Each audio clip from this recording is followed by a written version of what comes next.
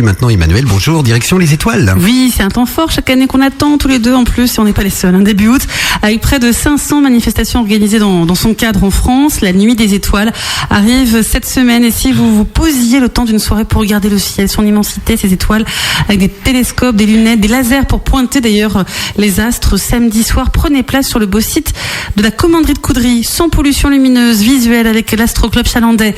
Et avec nous Christian Ridé, son président, et Malo Robin, bénévole de l'Astro Club. Bonjour messieurs. Bonjour. Bonjour. Et bienvenue sur Nov, la Nuit des étoiles. C'est un rendez-vous donc tous les ans depuis des années en France, mais également à l'étranger. Christian, ce week-end, beaucoup de télescopes vont être pointés vers le ciel. Oui. Nous avons au minimum 10 télescopes qui seront pointés. Mais en France et à l'étranger. Ah, en France et à l'étranger, c'est des milliers. Ça démarre vendredi. Vous savez pourquoi la date du 3-4 août a été choisie pour ce rendez-vous international presque? Le mois d'août, c'est le temps des vacances. Donc, on a l'esprit un petit peu ailleurs qu'au travail. Donc, je pense que c'est une bonne période pour lever les yeux au ciel. Et les soirées sont plutôt douces. Voilà, douces, ensoleillées normalement. Et alors pour nous en fait, bizarrement, c'est une période qui est particulière pour observer. Enfin, c'est pas forcément une période justement adéquate pour observer les astres.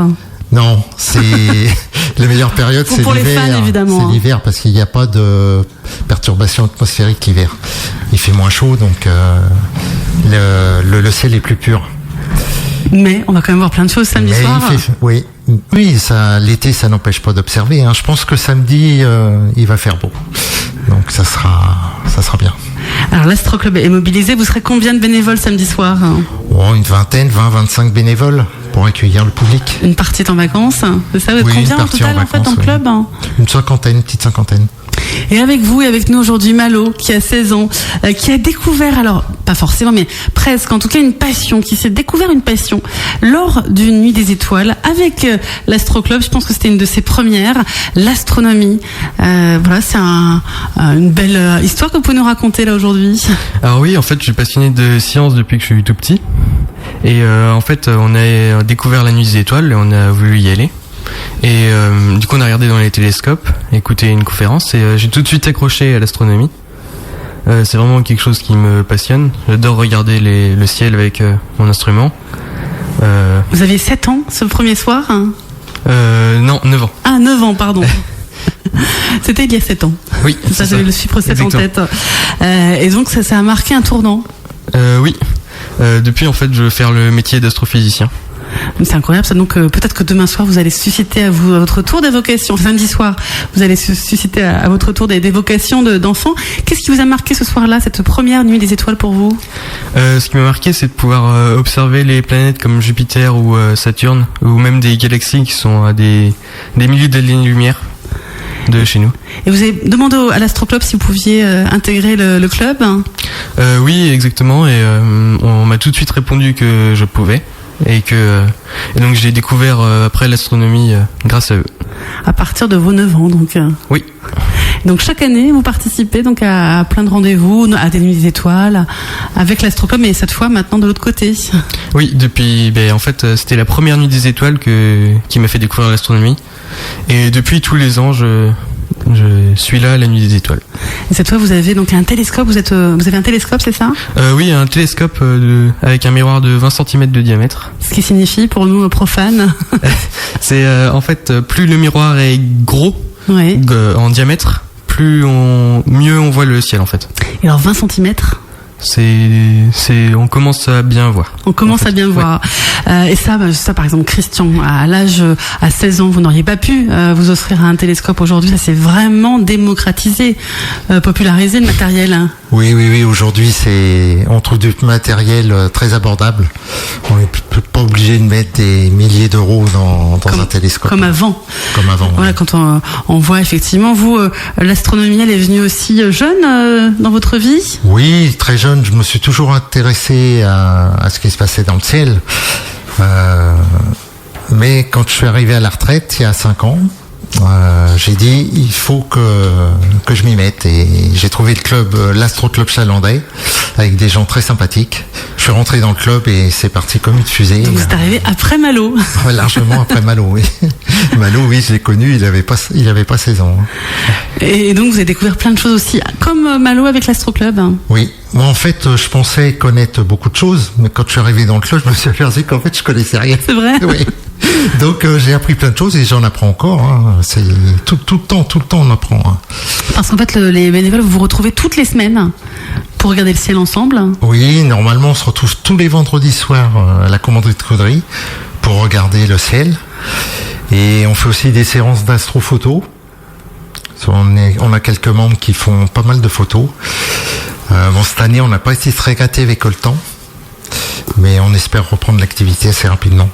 Et donc vous êtes devenu le président de ce club qui nous donne rendez-vous comme chaque année sur le site de la commanderie de Caudry. Alors exceptionnellement ce ne sera pas vendredi, mais pour la nuit des étoiles ce sera samedi à Chaland, donc un petit peu à l'extérieur pour permettre vraiment un minimum de pollution visuelle. Voilà, la nuit est noire et on a de l'espace pour accueillir beaucoup de monde. C'est vraiment un site qui sied bien à l'astronomie. Oui, c'est un site qui nous est prêté par la ville de Chaland. Sur le site, effectivement, il n'y a pas de pollution lumineuse, à part quelques véhicules qui passent sur la route, mais bon, il n'y en a pas beaucoup. Et on voit très très bien la Voie lactée quand le ciel est pur. Non, c'est un site qui nous convient très très bien. On vous retrouve à partir de 16h cette semaine samedi, ce qui n'a pas manqué d'étonner certains internautes quand vous l'avez annoncé. Et oui, à partir de 16h, on peut commencer à regarder le ciel. Bah oui, on a eu des tweets sur Facebook. Regardez les étoiles à partir de 16h, c'est pas bizarre. Bah non, on a une étoile qu'on voit tous les jours quand il n'y a pas de nuages. Elle est déjà sortie. Voilà, c'est le soleil. Et donc à partir de 16h, vous proposez en fait, ah bah oui Thierry David, on peut observer le soleil avec des précautions et avec un matériel adéquat. Oui, alors c'est le même matériel que pour regarder les étoiles, sauf qu'on met un filtre pour filtrer un maximum de lumière, parce que si vous regardez le soleil directement, vous allez le faire qu'une fois. Vous sentirez rien, mais après vous êtes à vol. Donc surtout ne jamais regarder le soleil en direct. J'avais reçu une dame comme ça qui toute petite avait regardé le soleil et qui ici à la radio et qui effectivement était déficiente visuelle depuis. Qu'est-ce qu'on regarde quand on regarde Malo qui va nous répondre, parce que c'est sa passion aussi, quand on observe le soleil avec un matériel adapté. Alors, non pas qu'est-ce qu'on regarde, mais qu'est-ce qu'on voit? Alors en fait, ce qu'on va pouvoir voir, c'est comme des taches noires sur le soleil. C'est ce qu'on appelle une tache solaire. C'est de là que en fait sortent les jets de matière du soleil, et ça va faire un point noir sur le soleil qui est vraiment très beau à observer. Avec un autre télescope où on met un filtre qui filtre en fait que les rayons de lumière émis par l'hydrogène, ça nous permet de voir des filaments sur le côté du soleil, ce qu'on appelle des protubérances. Les fameuses protubérances du soleil. Et donc, avec les observations, on a plein de questions qu'on peut vous poser, des explications. Voilà, vous êtes nombreux à pouvoir nous répondre, c'est ça, samedi? Oui, on va être à peu près 25 à pouvoir vous répondre à vos questions. Alors, vous proposez aussi à partir de 16h donc ces observations et des ateliers avant le soir, avant l'un des temps forts, évidemment, la nuit des étoiles. Qu'est-ce que vous nous proposez comme atelier cette semaine? Alors, dès 16h, vous pourrez observer le soleil. On en a parlé. On aura un atelier pour confectionner des cadrans solaires. Un atelier astrodessin lunaire. Donc on vous projettera la Lune sur un écran et on vous invitera avec des crayons papier sur une feuille à dessiner ce que vous voyez. Donc on aura un animateur qui vous aidera. Il vous montrera ses dessins, il en fait couramment. On aura aussi un parcours digital qui peut se faire en famille avec des enfants. Un atelier de réalité virtuelle avec un casque. Là, c'est un truc à faire. Je l'ai fait personnellement. Alors, racontez-nous. Je me suis retrouvé dans la capsule Apollo. Ah, le bonheur. C'est ça? Oui. Et à l'unissage aussi. On peut faire l'unissage et après se descendre sur la Lune et puis on se déplace sur la Lune. On se déplace et puis on marche sur la Lune. Voilà, c'est ça. Oh là là. Non, c'est vraiment bien. C'est chouette. On a aussi une exposition avec un atelier balance planétaire. Donc on a confectionné des balances qui vous permettent de voir votre poids sur le soleil, sur la Lune. On est tout léger sur la Lune, c'est ça? On est très léger sur la Lune. On est très léger sur la Lune, par contre sur le Soleil, on est lourd. On est lourd. On ne peut pas y aller. Je crois qu'on ne pose même pas un pied, de toute façon. Ouais. Une expo pédagogique sur la Lune, puisque le thème c'est la Lune cette année quand même. Et la projection d'un film retraçant les premiers pas d'Apollo. Mais oui. Une maquette de Saturne V de plus de 2 mètres de haut. Et à 20h30, la conférence de Thomas Perret, qui est un professeur de physique-chimie qui enseigne à Vannes. Il est aussi docteur en planétologie de l'université de Grenoble. Donc il en connaît un rayon. Il en connaît un rayon, ouais. Et il vient nous parler à 20h30 de la conquête de la Lune. Vous l'avez dit, on en a parlé beaucoup cet été. En fait, on célèbre les 50 ans des premiers pas d'hommes sur la Lune. Voilà, c'est un souvenir exceptionnel pour ceux qui l'ont vécu. Puis ça reste quand même quelque chose de magique encore aujourd'hui pour nous. Il va nous parler de cette fameuse conquête qui a repris, on l'a entendu aussi il y a quelques jours, la Chine qui s'y met également. La Lune, voilà, c'est à conquérir. Ça vous parle, vous, passionné d'astronomie? Malo? Oui, la Lune c'est vraiment magnifique à observer dans les télescopes. C'est quelque chose qui est très très beau. Et y aller et atterrir, marcher sur la Lune, ça vous dirait? Oui, bien sûr. Ça doit être fantastique de faire ça, de voir la Terre de la Lune, depuis la Lune. Ah oui, l'inverse, exactement. Oui. La belle planète bleue. Et donc voilà, vous avez ce professeur de renom, Thomas Perret, qui vient nous raconter un petit peu comment les hommes s'intéressent à la Lune depuis longtemps et ont réussi à l'atteindre en cette année de cinquantenaire. À suivre, le ciel évidemment à observer quand la nuit va enfin tomber. Mais que va-t-on justement observer? Eh bien, réponse dans 3 minutes. Alors, la nuit des étoiles, nouvelle édition, c'est le sujet, le thème avec vos invités, Emma, jusqu'à 13h sur Nove. Oui, c'est après-demain, samedi 3 août, dès 16h. On vient sur le site de la commanderie de Coudry à Challans pour l'ouverture de cette nuit des étoiles. À 16h, donc on l'a vu avec l'Astroclub chalandais qui vous propose des ateliers, des observations du ciel, une petite restauration aussi sur place, parce qu'on peut rester en fait toute la fin d'après-midi et toute la soirée. Christian, c'est une nouveauté. Oui, cette année, on a décidé d'ouvrir le site dès 16h avec observation solaire, atelier et un point restauration. Pour permettre aux gens de rester, oui. Jusqu'au soir, jusqu'à 20h30, conférence sur le thème de la conquête de la Lune. On attend ensuite que la nuit tombe pour pouvoir enfin observer la nuit et les étoiles, les télescopes, les lunettes, les jumelles vont être de sortie. Alors qu'est-ce qu'on va regarder cette semaine en particulier depuis Challans? Qu'est-ce qu'on voit au-dessus de nous? Malo Robin. On va déjà pouvoir commencer par observer la planète Jupiter. Donc c'est vraiment une planète magnifique car elle a des bandes qui sont très belles à voir au télescope. Elle a aussi des satellites. Elle a environ 80 satellites, mais on peut en voir seulement 4 dans les télescopes. D'accord. Mais c'est déjà très très beau à voir. Ensuite, on va pouvoir observer une autre planète, c'est Saturne. Donc elle est magnifique avec ses anneaux. Oui, allez-y. Après, on va pouvoir observer des galaxies, des nébuleuses, plein d'objets dans le ciel. La Lune aussi. Oui, on parle d'objets, en fait, dans le ciel. Oui, exactement. La Lune, évidemment. La Station Spatiale Internationale qui... Oui, elle va passer une fois dans le ciel le samedi soir. On peut la voir à l'œil nu déjà. Oui, on la voit à l'œil nu et c'est très compliqué de la regarder au télescope. Parce que? En fait, il faut être capable de faire bouger le télescope et de regarder en même temps la station. Et comme c'est une loupe, du coup, c'est très compliqué à faire. On en parle un petit peu moins depuis le passage de Thomas Pesquet, mais on peut la suivre. Et vous la suivez, je crois, vous, passionné d'astronomie aussi bien dans le ciel que sur, j'imagine, Internet? Alors oui, on la suit. Parce que il n'y a pas que Thomas Pesquet qui a été dans l'ISS. Évidemment. Il y a des astronautes en permanence dedans depuis 16 ans à peu près, plus d'ailleurs 20 ans à peu près. Et du coup on suit leurs expériences, leur vie en apesanteur, comment se porte l'ISS, les nouvelles missions. On apprend plein de choses au quotidien en fait en la suivant sur Internet. Voilà. Oui, on apprend plein de choses. Il y a quelques jours, on a aussi appris autre chose, c'est que l'actualité était marquée par ce météore qui est passé au-dessus de nous, un météore d'importance que personne n'attendait. Vous avez évidemment suivi cette information, Christian Redet?